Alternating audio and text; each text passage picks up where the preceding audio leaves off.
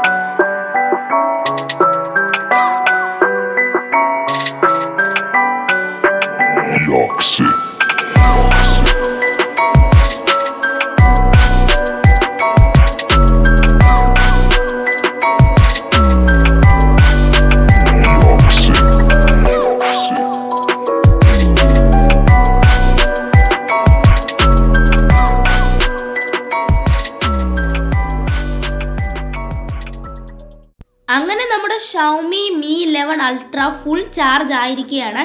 വെറും 37 മിനിറ്റ് കൊണ്ടാണ് ഇത് ഫുൾ ചാർജ് ആയത്, 67 വാട്ടിൻ്റെ മാക്സ് ചാർജർ വെച്ചിട്ട്. സോ ഞാൻ വയർലെസ് ചാർജറാണ് യൂസ് ചെയ്തത്. അപ്പോൾ ഇതിൻ്റെ 120 വാട്ടിൻ്റെ ഒരു ഹയർ ചാർജറും കൂടെ ഉണ്ട്. സോ അതിൻ്റെ ഒരു ടെസ്റ്റും ഈ ഒരു വീഡിയോയിലൂടെ അടുത്തൊരു വീഡിയോയിലൂടെ നമ്മൾ ചെയ്യുന്നതായിരിക്കും. അപ്പോൾ കുറേ സുഹൃത്തുക്കൾ ചോദിച്ചു ഈ ഒരു സ്മാർട്ട് ഫോണിൻ്റെ ചാർജിങ് ടെസ്റ്റ്, അതുകൊണ്ടാണ് ഞാൻ ഇങ്ങനെ ഒരു വീഡിയോ ഇന്ന് ക്രിയേറ്റ് ചെയ്തത്. അപ്പോൾ എൻ്റെ ഒരു വീഡിയോ ഇഷ്ടപ്പെട്ടു കഴിഞ്ഞാൽ ഇപ്പോൾ തന്നെ ചാനൽ ഒന്ന് സബ്സ്ക്രൈബ് ചെയ്തിരിക്കുക. എനിക്ക് ചെറിയൊരു ജലദോഷം ഉണ്ട്, അതാണ് എൻ്റെ സൗണ്ട് ഇങ്ങനെ ഇരിക്കുന്നത്.